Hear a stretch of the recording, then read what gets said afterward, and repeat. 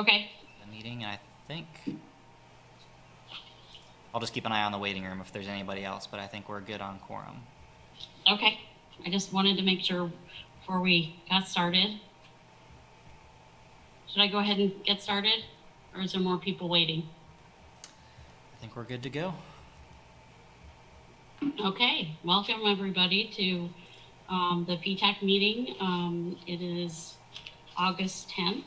I just want to make sure everybody has an agenda in front of them, including myself. Hold on one second. Okay, so I'm gonna ask Wendy, are you gonna do a roll call?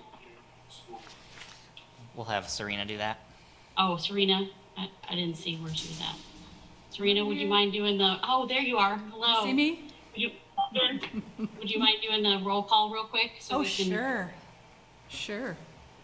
Okay, thank you. Okay, yeah, this is Serena Pearson with Lawrence Transit. Is Janan Amin here? No? Not yet, anyway.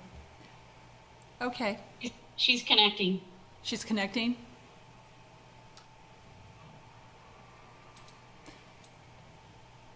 Okay. Well, Lance Fahey is here in person. And Heather Tice. Here, thank you. Phyllis Farrar. This is Phyllis. Mike This is Phyllis. Hello, Phyllis. Mike Wazakowski. I'm here. Nick Kuzmiak. Here. Alan Ackland. Here. Natalie Yoza.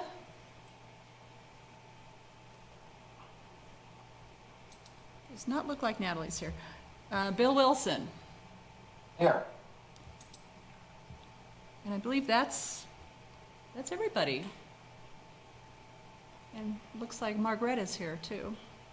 I see Ginger and Jessica and Andrew Davis. Welcome. Right. All right. For the second line item, public comment, have we received any written communication from the public? I have not. Adam Weigel, Transit and Parking Manager. No, we have not, and there's no one here in the commission room. Okay, I just wanted to make sure we didn't miss anything. So going on to approving of the minutes, I did receive an email just a few minutes ago from Phyllis asking to maybe change the way something is written. Yes. Phyllis? This is Phyllis Farrar, a PTAC member. I have two small changes. One is very small. On item 2 in the minutes, there's a word and, A-N-D, that was intended to be an, A-N. Okay. And then on item 3, the sentence that starts Adam Weigel is worded awkwardly because of several repetitions. And so I sent a suggested rewording a few minutes ago, and I'm having trouble getting back to it in my Phyllis, this is Serena Pearson, Lawrence Transit. I did see your correction, and it's in item 4. And you did wanted to say Adam Weigel provided the template for public communications when a driver or passenger who tested positive for COVID-19 or something like that. But yeah. Yes. I'll go ahead and change that. That's fine. Thank you. Heather Tice, PTAC Chair, is there any other questions or comments for the minutes? All right, nobody has any changes except for what Phyllis has added. I'll need a motion and a second. This is Mike Wazkowski, PTAC member. I move that we accept the minutes as amended. I'll need a second, please. Heather Tice. Al Ackland, PTAC member. I second.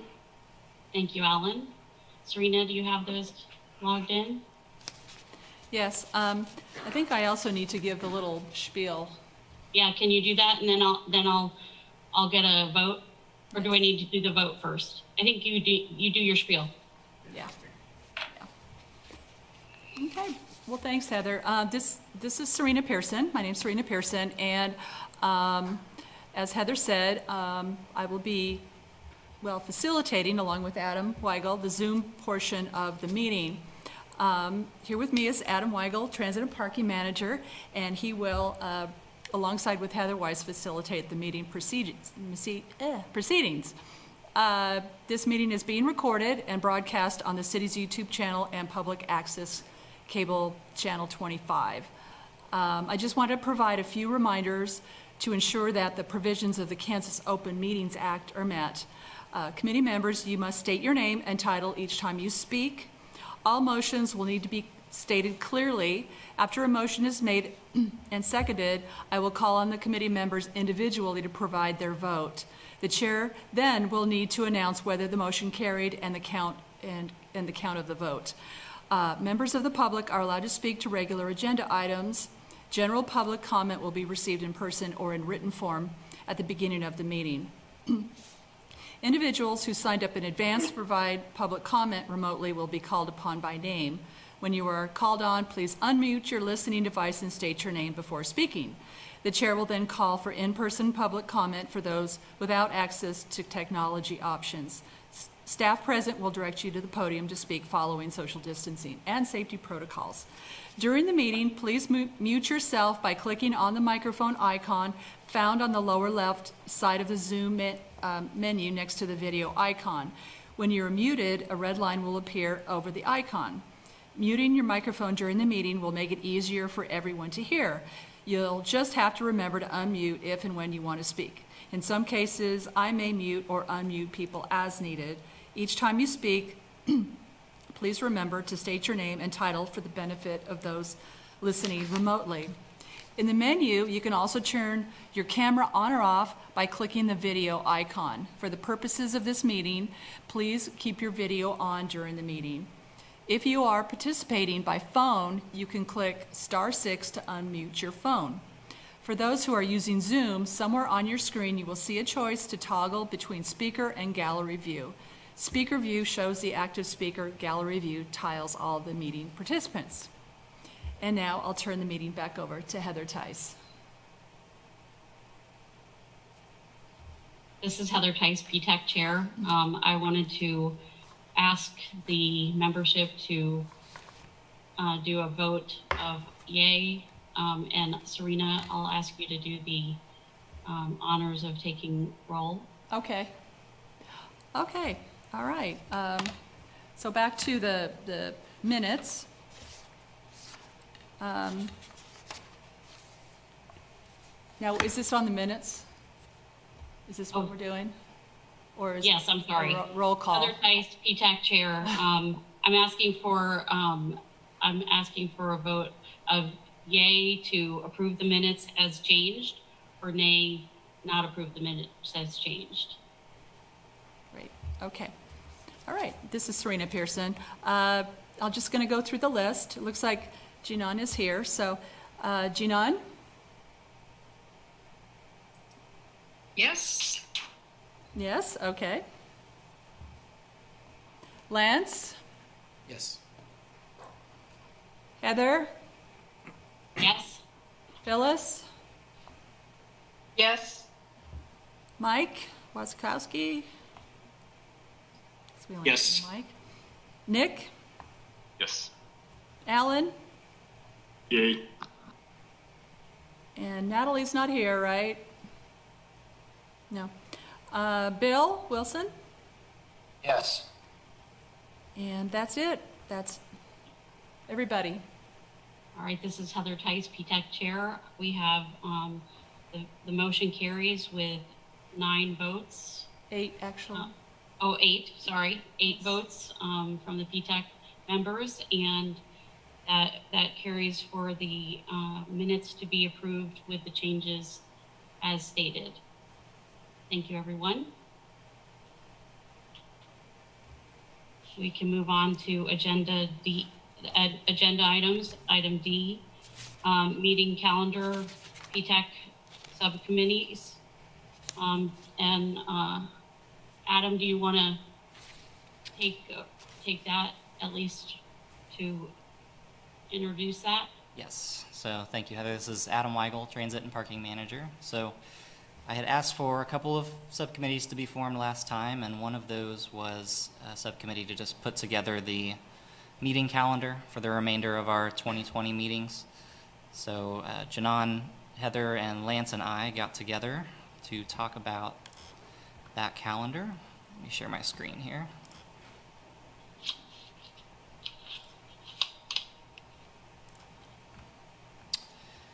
And the goal was not to get every single thing from our list onto the calendar, but to look at were there any priorities that we wanted to get on there that we definitely want to talk about as this year comes towards its back end. And a few things that made it on, we looked at next month, coordinating with KU to talk about just the service on campus, how ridership is looking, how COVID protocols are looking with so many students coming back. September will also be a good month for us to kick off the student route redesign project. I would anticipate us having at least Joel Mendez, the professor, and possibly one or more of the students here to talk about the beginning of that project. We added a discussion around triennial review. This is essentially a federal audit every 3 years of our practices and our operations and how we spend our funds to make sure we're aligning with what FTA expects. And we have that review upcoming. Probably in the last quarter of this year, we'll likely have someone on site. So September would be a good time to talk about that process and what it means for us. I also slated in Kansas Open Meetings Act and an ethics policy training for September. Typically that's something we need to do annually, and I would prefer we do it in January or February, particularly in case we have new members come on. It's good early on for people to have an idea of what is expected of this group when it comes to that legal guidance and ethical guidance. So I don't believe we've done it this year, so we'll look at that in September, but next year it'll probably come up quicker than you expect, maybe January or February. You'll see in October through December, we have pretty consistent check-ins with that KU student project, and also slated in November elections, looking towards next year. Did it in November just in case we have to have a canceled meeting or something. We have a month buffer there if we need to do something in December. The only other thing that I have for now that made the list was talking about electric bus technology, kind of where the state of the practice is, as well as an update about our specific project that's upcoming. By November, we should be in a pretty good spot with contract with our project manager for that project, and we should be able to provide a good update on kind of where we're headed with electric buses. So that is all I have on that. The only other thing I would say is that this is a dynamic document, so I continue to encourage PTAC members, if there's particular topics you want to touch on in the coming months, to communicate that to Lance and Heather, and then we have regular check-ins before our monthly meetings to make sure that we're all on the same page when it comes to the agenda. So at that point, I'll open it back up to my subcommittee members who helped with this. If any of you have other thoughts or comments on this. This is Heather Tice, PTAC chair. I felt like we got a lot of information and we tried to spread it out so that it didn't overwhelm the other things that would be in topics that we already need to look at. So they're just additional topics for information. Does anybody have any other comments about it?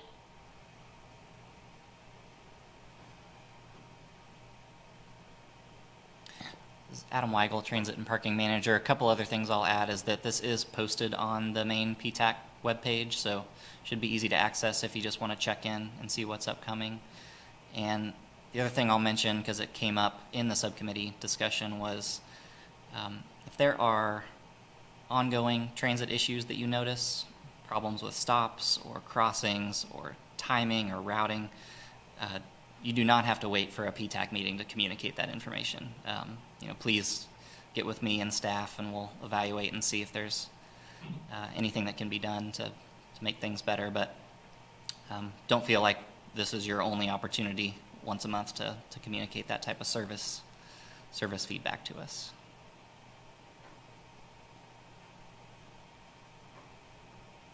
This is Heather Tice, PTAC Chair. Thank you, Adam. I appreciate that. If there's no other discussion about is there any other, did any other subcommittee meet? This is Phyllis Farrer. Could I ask a question about the future regular agenda items that are listed here? Yes. Heather Tice. I'm interested in all of those topics that are listed as future, and I wondered if, for example, the monthly performance report dashboard, is that a technical thing that needs to wait until it's developed, or is there a way that we could start having a standard performance report, like a thumbnail sketch, starting in that October meeting when we don't have a whole lot of other things listed yet? This is Adam Weigel, Transit and Parking Manager. That is a good question, and it is a technical thing that needs developed. There's been some preliminary work done on that, and I think that October would be definitely reasonable for us to get something together for the group, and that sort of dashboard might be something that evolves. What I could show you in October might be a good first draft, and you might say, well, this is interesting, but can we look at this set of data instead, or can we look at it in a different way? Yeah. So I'm happy to look at October as, us looking at a draft of that, what it might look like. It's something moving forward I'd like to be able to produce monthly, so that you just kind of have a snapshot of how we're performing as a system. Yeah, this is Phyllis Fair, and I could see it as something that, if it's something we could peek at regularly, that it wouldn't have to be, too much of a formalized part of our meeting, but that it is something that we could look at like we do the rest of the agenda items now in the preparations for a meeting. So I'm eager to see it. Thank you. Okay, Heather Tice, PTAC Chair. Is there any other discussion?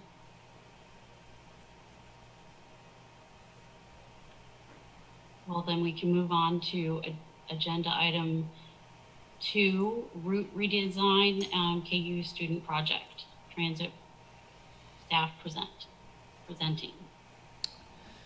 Okay, thank you, Heather. This is Adam Weigel, Transit and Parking Manager.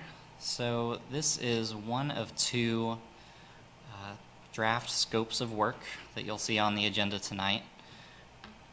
It is, it's my intention with future projects that will take us some time to bring to this group draft scopes of work so that this group is on the same page about how we expect projects to move forward, what components are included in these various projects, and really get your input and sign off before we start going down the road.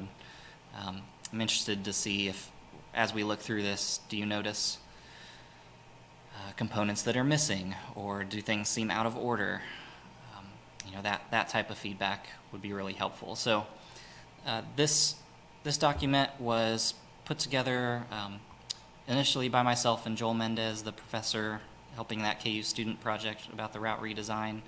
We did meet as a subcommittee with Mike and Bill and Lance, and Margreta DeVries from KU also joined us in that call to really dig in closer and look at the timeline to make sure that was reasonable, and look at the components, and try to see if we could come up with something that seemed like a viable path forward. So I'll walk through this, and then there will be plenty of time for questions and comments. And at the end of this, I would like this group to approve this scope so that we can move forward under these assumptions of how things will go. So I started just by putting some broad timeline regarding the transit transfer facility. So I really view this route redesign KU project as one component, a start of that transit facility development.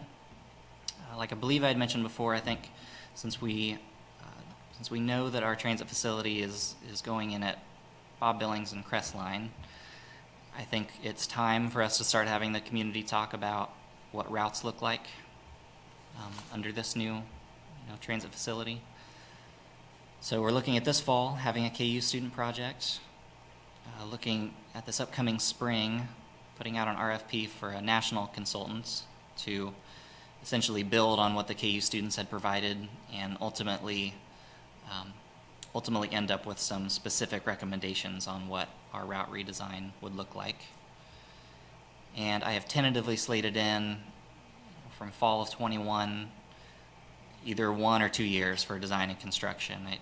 The hopeful, optimistic side of me wants to look at a fall 2022 opening, and that would be when new routes would go into effect. But I feel like it's prudent to build in some contingency there because I'm not exactly sure how things will play out. We'll learn more about the timeline as we go along. So some brief background information. This KU student class will have six students. As of now, KU is looking at both in-person and virtual components of that class. Really the time that the students will be able to work on this is about 12 and a half weeks. KU adjusted their semester so that there's really no more student learning aside from finals after Thanksgiving. So we really put the timeline from the beginning of school to right before Thanksgiving as far as what we expect them to be able to work on this project. Oversight through the project will be really check-ins with this entire group along the way, but there will also be more maybe getting in the nitty-gritty of details with the subcommittee that we've established, looping in KU staff like Margreta and others as we can, and also keeping the KU Transit Commission informed on this work. So, in talking through the project with Professor Mendez, I think it's not as reasonable to expect the students to jump right into some of these analyses in August, right when they start. So we're really looking at September, October, November at being the big months that this is being worked on. So now walking through the scope itself, the components that we believe would be useful and helpful for us to get from the students and also be good experience for them. We broke into 5 main components. So the first area would be identifying what I'm currently calling anchors and links. So anchors being places that we need to continue to serve or newly serve with transit. So current high ridership stops, are there any other places in the community that we need to make sure have transit service? And whatever our route redesign looks like, we need to make sure a route goes there. The idea of links gets into the kind of origin destination thought process. So what places in town need to be connected. There will be a number of neighborhoods that need to be connected to KU. There will be connections from neighborhoods to South Iowa retail or to downtown. There will be these kind of high-level links that we want to make sure are possible in our network redesign without requiring people to make, 4 transfers to get there. The first part of that, will be some student, just analyses of data, but I think that's a prime opportunity for public outreach to ask community what they view as anchors and links. I propose right now a survey, but I think we'll challenge the students to tell us if they have ideas for creative ways we can reach people in a time where it's tough to have a lot of in-person public input. So we'll be looking to them for some ideas on how we get that input from people. So the next couple of areas will really be a lot of review and analysis from the students. So the first one being peer reviews of different types of transit systems. So hub and spoke, where all our routes get tied to a specific hub, and to get anywhere you have to go through that hub. There are cities that do grid systems where not every route goes to the center of town. Some stay on the periphery or go between certain high ridership areas. Things like flex zones and microtransit feeder routes, all are ways in which you can serve kind of lower density areas where it's tougher to route a fixed route through and get much ridership. And then really asking the students if there's any other progressive, innovative concepts they can find that we might want to consider. The next component is having students look at actual route redesign scenarios. I think, as I've mentioned before, that we've had community discussions through the COA and other avenues about frequency versus coverage. I think this is an opportunity for us to get some of that on paper and really understand how people react. So if we reduce the number of routes but make the ones that remain higher frequency, what do people think about that? And let's draw some at least rough ideas of what those corridors look like and see if we can get some good input on what people would like and not like about that sort of setup. Similar for the other types of services that we're looking at. And then, as there was early public outreach, we also imagine there being, significant public outreach at the end for the community to really evaluate those potential models, tell us what would work for them, what wouldn't work for them, what sort of innovation people are willing to to lean into, and what might be too big of a change for people to be willing to try. And then finally, just wrapping up with a report that summarizes what the students have learned, what they've seen as pros and cons about different systems, what we heard from the public. I think in order to keep this project and the spring project with the national consultant, to make sure they work together, I don't think we're looking in this project for there to be specific route redesign systems that the students recommend. I think it will remain a little more conceptual and be something to build on for the national consultant that we would bring in. So I will probably leave it at that and accept thoughts or questions about what you've all heard.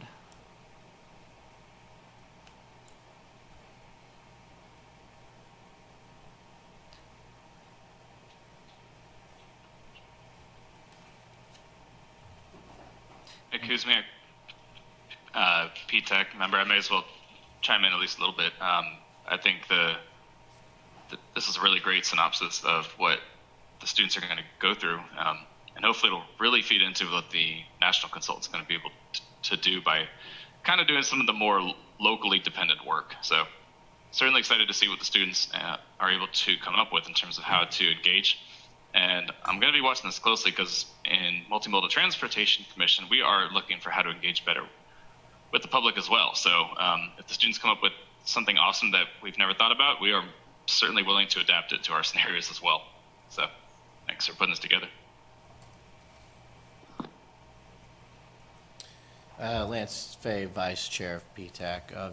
Just kind of want to make sure everybody knows that this is, remember that this is conceptual, not exact routes, and that there's some moving parts and uncertainties into this. So right now it's the plan, the framework of what the students are going to do to assist in the process. And so that's kind of where it is now, and would anticipate that throughout the course of the fall semester there would be greater detail and greater need for specific input and suggestions and concerns, where right now it's sort of preparing the framework for them to work through is what I get out of it. So.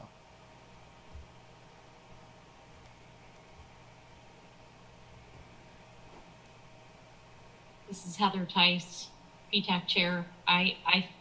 I appreciate the detail of this scope of work, because I think kind of directing the students in a format that will make sense and kind of work with what our goals are for the next few years, I think it's very good. So thank you so much for all your work, and I do look forward to seeing how this all plays out with KU Student Project.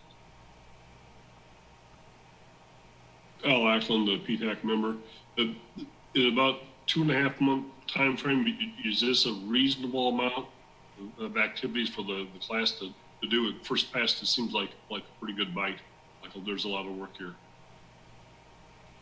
This is Adam Weigel, Transit and Parking Manager. That's a good point, Alan, and something that definitely came up in the subcommittee discussion this last week. It sounded to me like Joel Mendez was comfortable with what we had put together as far as what the students could achieve. I think there are components of this, when you look at the peer review of other systems and putting scenarios together, that will necessarily be time bound. That the students will be directed and say, we've got 2 weeks to do this or 3 weeks to do this, and then we've got to stop. We can't look at every possible scenario because we just don't have the time. So I think there are components of this that can be compressed like that, can be essentially forced to occur in a specific time frame. Probably the piece that as staff I'm looking at most, needing to support the students, make sure it's executed well, is both of the public outreach components. Typically those are, when we would do public outreach for something like that, we would look at a 30-day type time frame for when we'd have a survey out or we'd be asking for feedback on scenarios. So I think as staff we'll try to make sure they're successful in getting those components out in time for us to get ample public feedback, so that we don't put something out and give the public a week or 2 weeks to look at it. But that's a good point, and I think to a certain extent we'll have to be open as we go through this. If we have to cut something out or reduce something, we'll do that to ensure that students kind of make it to the finish line. Al Ackland, PTAC member. The contact and the survey, I agree, the public surveys, need to, something you definitely don't want to rush that or give the appearance of rushing through any of that. And then I'm not sure about the tie-in with the consultant at the, as this is handed off, if the consultant that is selected or has been selected, this is part of their task is to review this information that's already been done, or how that's going to be handled as far as a contract review on their part. Sure. So Adam Weigel, Transit and Parking Manager. So the time frame for that consultant, I think we're looking at starting to prepare that RFP late this fall. there's some potential to coordinate with the MPO on, it's possible we can get some funding for that study through there, and if that's the case, we really cannot expend funds till early 2021. So I think we're looking at getting our ducks in a row RFP wise, late this fall, so that we're ready to select someone early spring. And you're absolutely right that whatever the students produce here will be background material that we'll want them to review. As Nick mentioned, I think he's right, that local, the local touch that the students will bring will be very helpful as background info for a consultant who may not be from this area.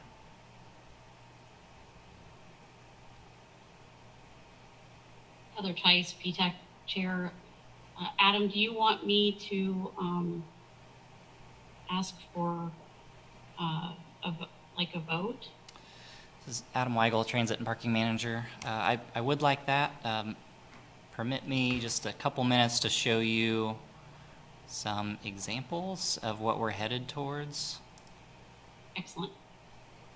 Because this is, I wanted the group to approve the content that you see in front of you, but ultimately, we hope to get to a public-facing scope of work that, not only this group, but the public can relatively easily understand what components are involved in this project, how long is it going to take, when can I give my feedback as a member of the public.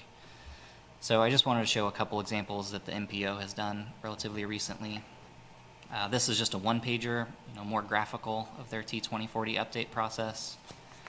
You've got, a view of what components happen before others. In this particular case, they've tagged the components that would include public input with a red star. So this is one way we might package it. This is another example, countywide bike plan. And this is a 3-pager and has more text, has more background information. One of the components that I like about this format is that it ends with a Gantt chart. So just showing a timeline of when different aspects of the project would occur. So I just want this group to have that in mind, that I am asking you to approve a content document, but then we'll work to make it prettier to look at and something that the public can easily understand. So with that, I'll let there be more comments, or if you're ready for a vote. This is Phyllis Farrer. I'd like to make a comment or ask a question. Phyllis Farrer, PTAC member. When I add up the 4 weeks, 2 weeks, 2 weeks, 4 weeks, it comes out to the 3 months that is outlined in the background. But that public outreach period, as far as, I don't have an idea of, the students will be waiting for responses once they start that public outreach, or will be out gathering responses, or I guess that's yet to be determined. I just wondered if there are other things that they would be doing, or if that public response will be the focus of that month, those 4 weeks. This is Adam Weigel, Transit and Parking Manager. That's a good question, Phyllis. So I think as we put this together, those week estimates are just estimates, and I do think we talked about envisioning these components overlapping, and I think that's a good point. If ultimately what we're doing is a survey through Lawrence Listens or another platform, and we're just waiting to collect responses, there might be some ability to collect responses along the way and be analyzing through that, but you're probably right that there will be time to move on to other things while we wait for those responses to roll in. So it says 4 weeks there. It might be a couple weeks of survey preparation on the front end. Then they're working on something else for a month while those responses come in. And then a couple weeks of analysis of all that data as it came in on the back end. So it might not be as, exclusively one task after the other as it looks right here. Yeah, okay, so I see this, Phyllis. I see the content for the survey. A lot of it's going to come from those 2 topics that are prior to that. I just see that as being kind of tight there with the what goes into the survey being shaped up prior, and then hopefully the final report would be a summary. Just, I don't know, the teacher in me is worried about managing that timeline, but otherwise I think this is an excellent excellent coverage of the scope for the project. In fact, if I'm the last person to make a comment, I'd be glad to make a motion.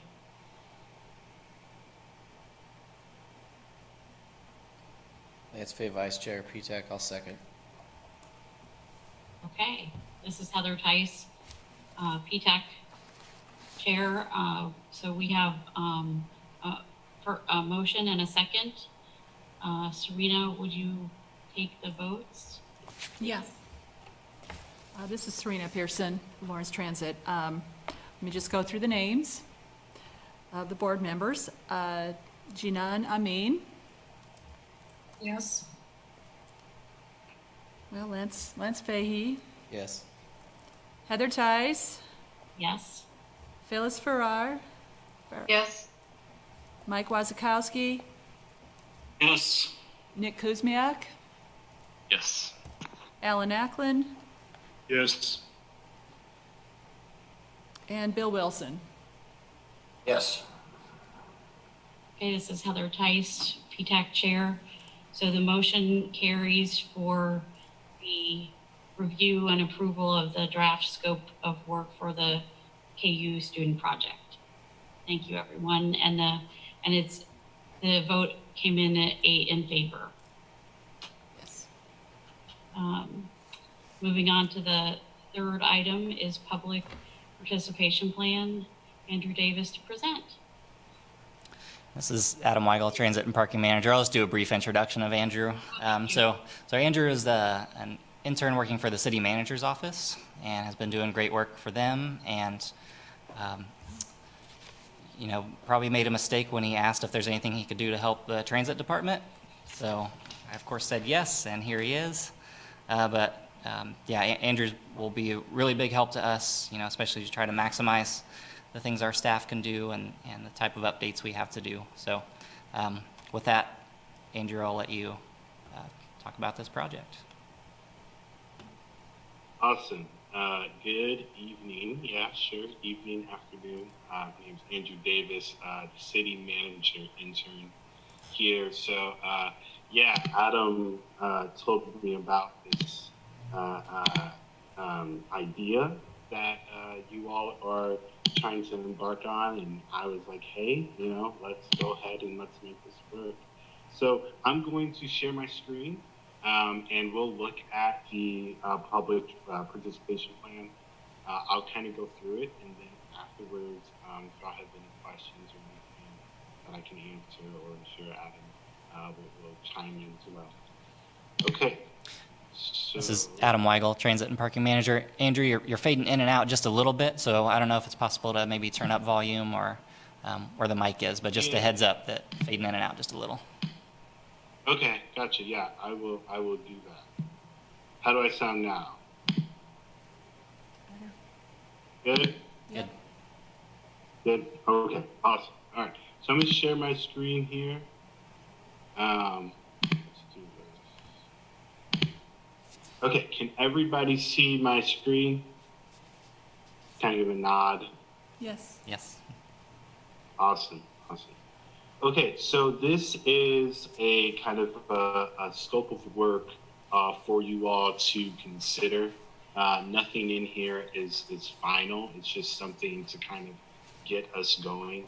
The point of the public participation plan is just to have a kind of universal plan for the transit to go through when they're wanting to engage the public on just about anything, especially larger projects. Estimated project completion would be the end of the year, so the end of 2020. And so let's get into the actual scope. So the first part of this is the initial survey and public outreach. Again, this could be crafted the way that you all want it to be designed, but there would be some sort of initial contact. The second part would be to review the current plan. There is a current plan on the books. I think it's from the year 2011. And so looking at that plan, kind of seeing what works and what needs to be updated since it is pretty old would be very useful. The third part, incorporating state and federal requirements, super important, just to make sure that everything that we're doing on the local level is kind of passes muster for the state and federal level. Coordinating with Title VI, limited English proficiency. So obviously we have an increasingly diverse community within the city of Lawrence. And so we want to be sensitive to that and make sure that our services are accessible.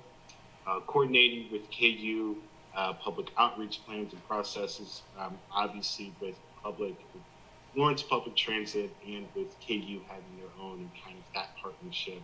We definitely want to make sure that whatever's being done here at the city level is in conjunction with, or at least in consultation with, the university level. Number 6, peer review and other public participation plans. So once I get done through here, I'm going to kind of give an example of what this would look like.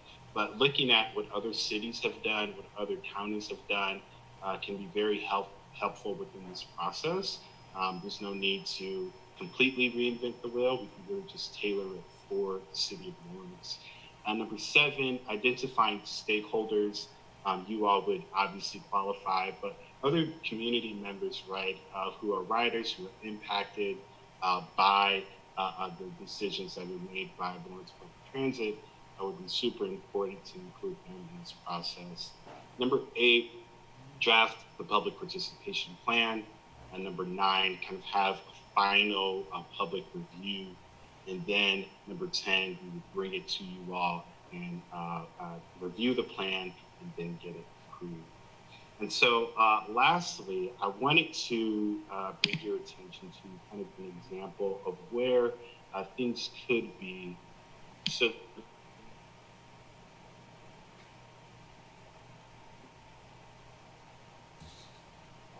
Oh, we froze up. Not a froze. We'll see if he comes back.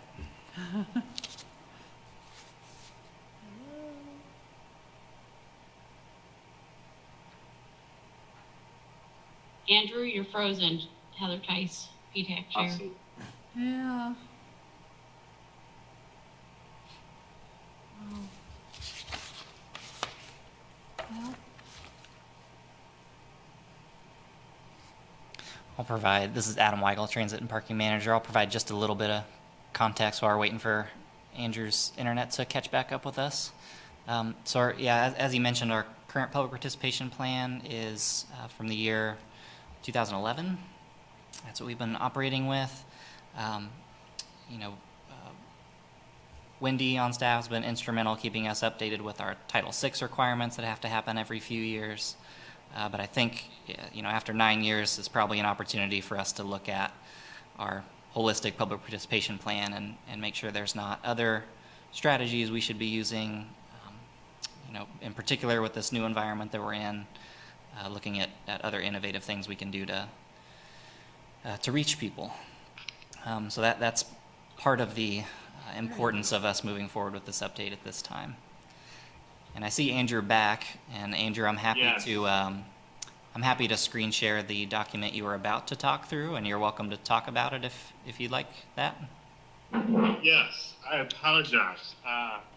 Good old internet problems, everybody. Alrighty, Am I better now? Better now. A little bit? Okay, great. So what part were you at, Adam? I was just going to go ahead and screen share the document you were about to talk through. Yeah, so you can kind of see the document, and it's really laid out really well with the steps. The part that I want to bring you all's attention to is the engagement indicators. And so obviously there are parts of transit that do not involve extensive communication or even collaboration with the community, right? And then there are things that do include and community engagement is absolutely vital to getting that through. And so larger projects, for example, all the way at the bottom there, it says, collaborate, communicate, right, consult. Those things, right, are for kind of bigger projects. But then there's other things, right, if you go all the way up to the top for communicate, where you can see where a lot of maintenance things and maybe some route changes or things that are kind of smaller and do not have a large impact, they definitely need communication with the community, but they may not need the extensive back and forth between you all, between the staff, and between community members. And so, again, this is not a final a draft or anything like that. These are just examples.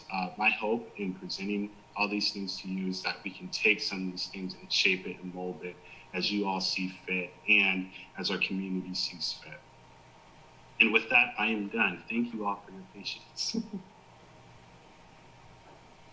This is Adam Weigel, Transit and Parking Manager. I'll just throw in that the document we're currently screen sharing is from Arlington County in Virginia. It is one way in which they lay out as Andrew was talking about, the different levels of engagement that they work with based on their projects. And something like this, I think Andrew and I know the MPO has been looking at this as well. It's very engaging to be able to think about, our transit-specific projects and where they might fit in.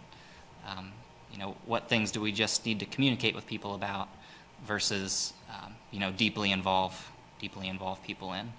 And I think we envision something like this being a potential outcome of the update to our public participation plan, is having a clear expectation for you all and the public at large about, what level of involvement we go into given a task or a project that we're working on. This is Heather Tice, PTAC Chair. Thank you very much, Andrew Davis. I appreciate that. I think it's a very detailed plan. I'm excited to see how it progresses, I guess is what I'm trying to say. So thank you so much. And this is Adam Weigel, Transit and Parking Manager. So similar to the last scope, I'm looking for if there are components that members feel are missing, or if we feel like we're out of order with anything that we're looking at. This is very similar to the last document we looked at, where we've put the core components down on paper, and we'll also make this prettier once it's approved by you all. But I'm interested if there's ideas for revisions. This is Heather Tice, PTAC Chair. I was wondering just initially, and maybe I just haven't read through the document in the smaller print, as far as your audience for your survey, how are you looking at sending that survey out and making sure that we have a cross-section of the folks that maybe don't have internet or do you see what I'm saying? Yes, so this is Adam Weigel, Transit and Parking Manager. I think we continue to try to think about how we engage people who don't necessarily have internet. On the surface, I'm imagining, definitely doing the Lawrence Listens online public outreach survey that are typically done for a lot of city projects. But you're correct that I think we need to think about how we'll reach people who don't necessarily tap into that platform. I'm absolutely open to ideas in this meeting, but also via email later, and of course, Andrew and I and others will be looking at, what ways we can get feedback from folks for this. Because this is by far, I mean, public participation plan is the one where you want your best version of outreach to occur. You know, This is Heather Tice, PTAC chair. My initial thought was maybe having documents at the bus, like on the bus with free pens, or maybe at the shelter or wherever other people may be that would utilize the transit system without necessarily having access to a computer or whatever. But knowing that it's COVID, so and then maybe having depository boxes where they would just put them in. But having a free pen to go with it so that you're not sharing pens, or that's not an obstacle for filling out a survey. Adam Weigel, Transit and Parking Manager. I appreciate that. I think you're correct that we might have to rely on our agency partners. You know, if we can get in touch with an agency, you know, you mentioned the shelter, can they help us with distributing and collecting information and, yeah, doing it safely? Sorry, I cut somebody off. Go ahead. This is Al Ackland, PTAC member. Have you talked about or thought about using the utility billing as a method to provide feedback? Adam Weigel, Transit and Parking Manager, another good idea. I wrote it down.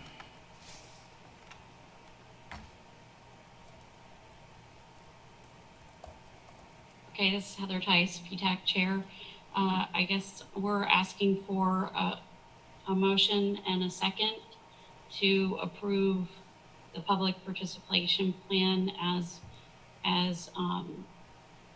reviewed and as the draft scope of work that we just reviewed.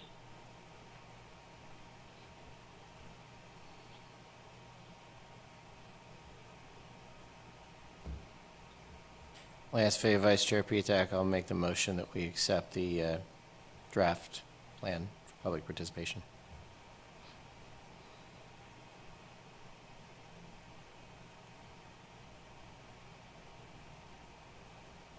This is Mike Wazakowski. I will second the motion. This is Heather Tice, PTAC chair. Thank you, Lance and Mike. I appreciate your first and second. So we're gonna go ahead for a vote and to approve the draft scope of work for the public participation plan. Serena, would you take the votes, please? Sure. This is Serena Pearson, Lawrence Transit. Jinan Amin? Was that? Yes. Yes, okay. Lance Fahey, Yes. Heather Tice, Yes. Phyllis Bearer, Yes. Mike Wazakowski, Yes. Nick Kuzmiak. Nick Kuzmiak, Yes. are you there? Aye. Okay, Okay, there we go. there you are. Sorry. Alan Ackland, Yes. and Natalie's not here. Bill Wilson. Yes. Okay, this is Heather Tice, PTAC chair. So we have 8 in favor to approve the public participation plan as reviewed in the draft scope work that we just looked at. And we had a first and a second. So thank you so much. I think the motion passes. We will, Adam, is there anything else before we go on? No. Okay, we're going to move on to number 4, transit transfer facility. The transit staff will present. So thanks, Heather. This is Adam Weigel, Transit and Parking Manager. So I apologize to Nick. He'll see this for the second time, but I was invited to the Multimodal Transportation Commission to provide an update on where we stand with the transit transfer facility. And it felt appropriate to also update this group on where we sit, so that we all have an idea of what the next steps are and timeline. So I will share my screen again.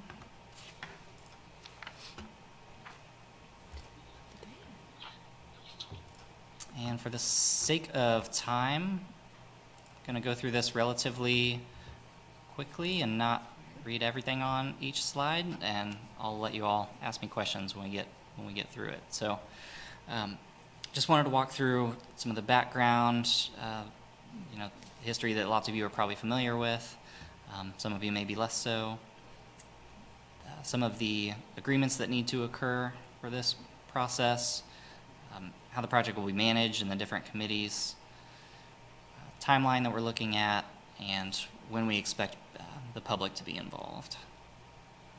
So I'm not going to read every bullet on this slide, and it's quite small, and I hated putting together this slide, but I could not slim it down anymore. So really the need to identify a new transfer facility has been in the works since August of 2010. At that time, the transfer hub that was downtown at 9th and Massachusetts had to move temporarily due to the construction of a new building in the area. And really since that time, we've been operating in a couple different locations as temporary transfer hubs, currently at the 700 block of Vermont. Between 2014 and 2018, there were 2 location analysis studies to find sites appropriate for a transfer center, and sandwiched in between that was a Tiger Grant application with KU to look at a joint parking garage and transfer facility next to the Student Rec Center on campus. About a little over a year and a half ago, this group, PTAC, approved us looking at the Bob Billings and Crestline site as a potential location. And just this July, we now have a signed MOU with KU that allows us to start studying that site. So that's where we stand with that background. I mentioned the MOU. We are moving towards ultimately a land use agreement with KU, so that both this property is on KU property, so we just need an agreement that stipulates what it will be used for, who's responsible for what. There will likely be various approvals throughout this, from the city and university, as well as potentially the state, and there's an attempt to coordinate anything we do with the KU master plan and what they call for in this area. I'm not sure how many on this group have met Gary Reinheimer. He's a senior project engineer for the city and works for the Municipal Services and Operations Department, and he will be our project manager. So essentially, me and Lawrence Transit are his client, and he as the engineer professional will be guiding us through the technical aspects of this project, making sure we're doing things in their correct order and getting things done appropriately. I put the Joint Coordinating Committee on this slide because that is the group that will be composed of city and KU members, and largely focused on the technical aspects of us getting through this process. So approvals that we need, as I mentioned, the joint land use agreement is one of the milestones that this group will help achieve. This committee is not going to be one that will really be engaging the public and public engagement and that sort of thing. It's more for the kind of boring legal and technical stuff that we just have to get done. So you saw this timeline on a previous discussion item tonight, but looking at those 2 route redesign studies over the next year and design and construction, hopefully opening fall 22, and we'll learn more as we go through this process. Similar to what you saw tonight, I anticipate us, moving towards a scope of work that can be approved through this group. I think it would be appropriate to put it through the Multimodal Transportation Commission, KU Transit Commission.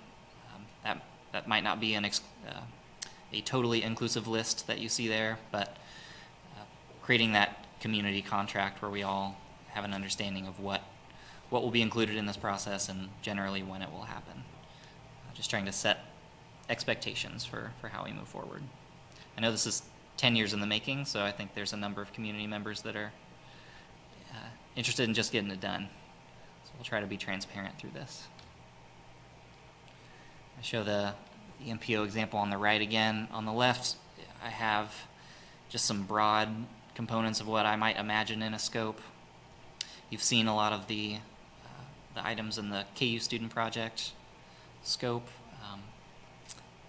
For the national firm, the thing that's of note in there is more specific scenario planning. We'll probably get to a point where we actually have routes that we decide as a community that we want to move forward with. With both the PTAC subcommittee for the KU student project is really acting like a steering committee, especially as we bring in KU partners and others as needed on that group.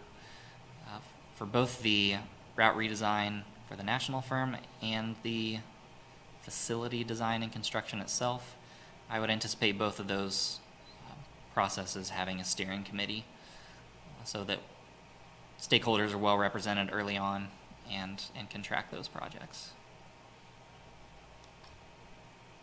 This was the example you already saw of the MPO.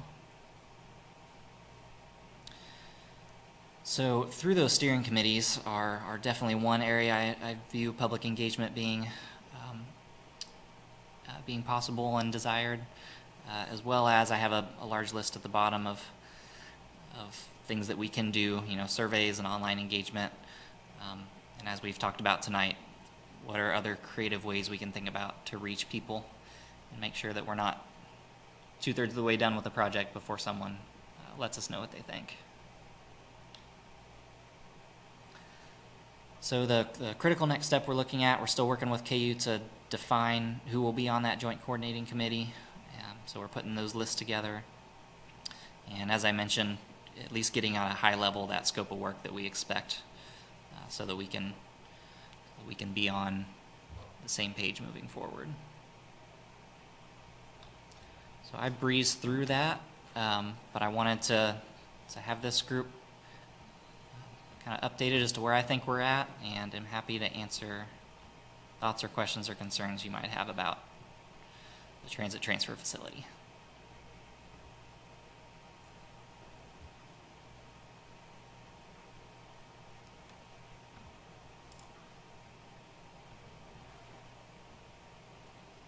This is Heather Tice, PTAC Chair.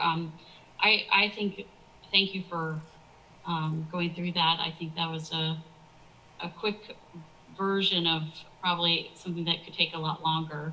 But I do want to make sure that as we move forward with this, even though it's been 10 years in the process, I think having the public understand what the benefits are and maybe how other communities around our country have utilized the transit hub. I think there's been some misunderstanding of how beneficial it would be. So I just wanted to put that out there.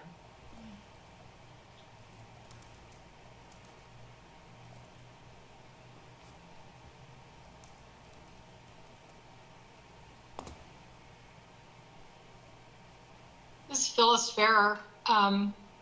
That looks like a great first step.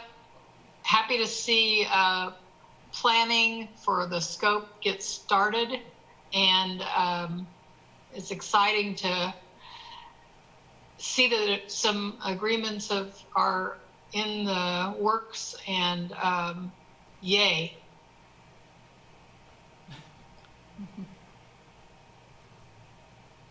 This is Heather Tice, PTAC Chair. Is there any other comment?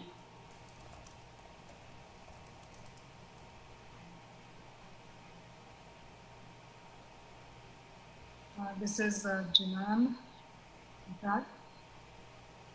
When it comes to environmental justice, I'm wondering how just this is for the residents of the Meadowbrook apartments, because it's gonna produce lots of environmental, air, like it's gonna interfere with the air quality, with noise pollution and everything. I keep wondering if this is the best location for the hub. I keep thinking, why not the area at, let me see, the 23rd Street and Iowa, that corner. What I have in mind is the Shank Recreational Sports Complex. The topography of the land is, it's a park right now, right? Maybe it's a sports complex or whatnot, but the topography of the land would be more helpful, and that's the only spot in Lawrence that does not have residential areas around it. So just a comment with regards to environmental justice and justice for the residents of the Meadowbrook apartment complex. Just a throw. This is Margareta DeFries from KU Transportation Services, and I'd really like to speak to this topic. We've done 2 complete location studies, Lawrence Transit, and we have done that together over the last 10 years. And the property that you're speaking about at 23rd and Iowa Street on the northwest corner is Shank Recreational Field. That is university land and is controlled by the University Endowment Association and is not ever been on a list of properties that they would make available to us. It has a specific purpose that can't be replaced anywhere else on campus at this point. And so we would have to get a lot of other things in a row to even think about that. But endowment would have to put it on the table first, and they never did. So it's not something that the University Endowment Association was ever open to considering. This is Janan PTAC. Yes, I've read one study that came out of the urban planning department. I've seen all the list of the locations that were considered, and me just like looking at the map, I thought this is the only spot where there are no residential area around it. So this is why I thought about it, because I'm very sensitive to sorts of pollution and just this. Certainly. When we did the first study, both of the ones that I'm thinking of were done with outside consultants, not by the urban planning program. So I don't think I've actually seen the study that you might have read that would have been done by students.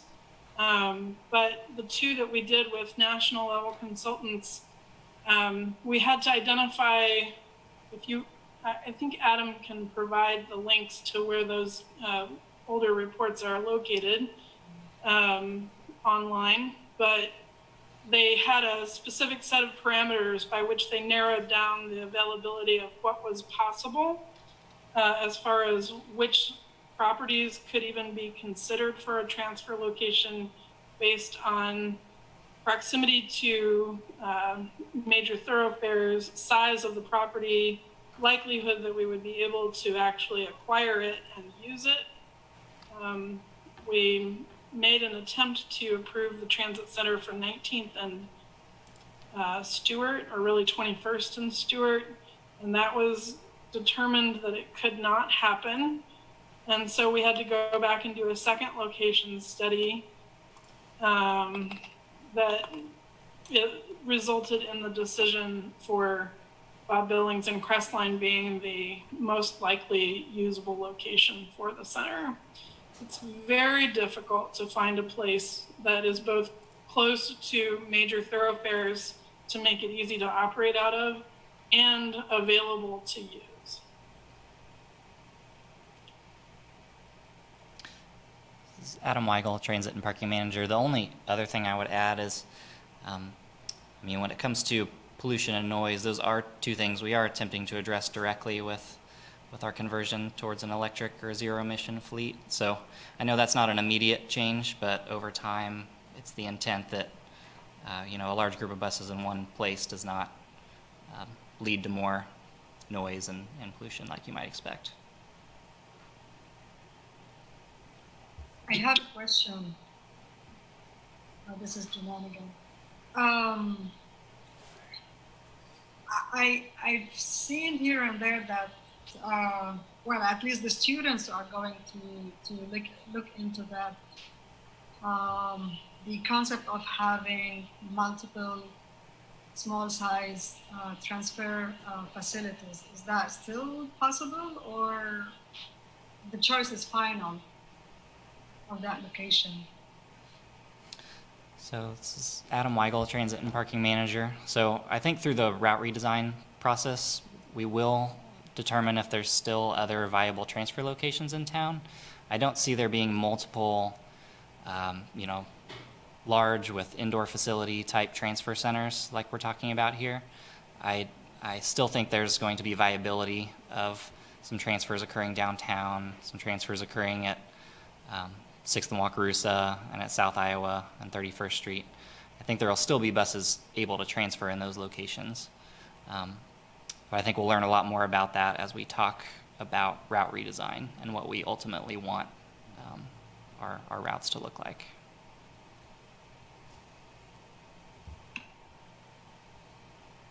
Heather Tice, PTAC Chair, thank you so much for the discussion. Appreciate it. My understanding is it is probably final. Is that correct, Adam? Adam Weigel, Transit and Parking Manager. Yes, I would consider this site, given the breadth and depth of studies that have happened over 10 years,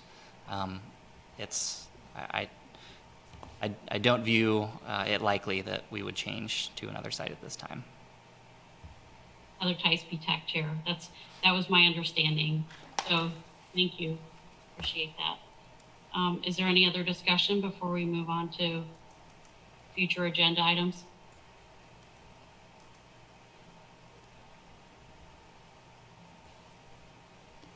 Okay, this is Heather Tice, PTAC Chair. We'll go down to future agenda items and work session items to add. This is Adam Weigel, Transit and Parking Manager. I just want to point out this is maybe a new section, or maybe we haven't used it very often, but I do mean for this section to be for PTAC members. So this particular area is for you all to chime in if you've got other things, and then as staff we'll follow up if we have any other items.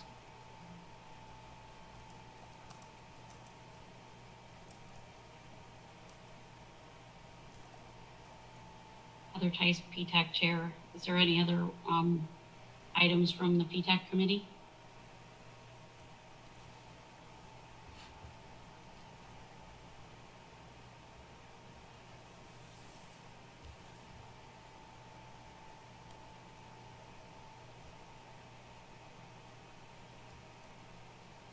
Adam, I'll put it over to you. Okay, thank you. Adam Weigel, Transit and Parking Manager. I don't believe I have any other items. I guess I'll look to my staff if they have anything they need or want to share with the group. Not seeing any. All right, Heather Tice, PTAC Chair. Transit staff, is there any other items? No? All right, our next meeting is September 14th, 2020. Is there any other questions before we adjourn?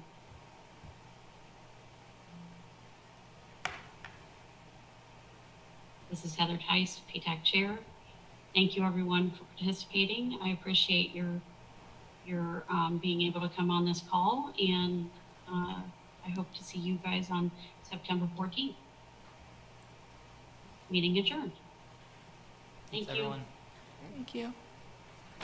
Take care, everybody.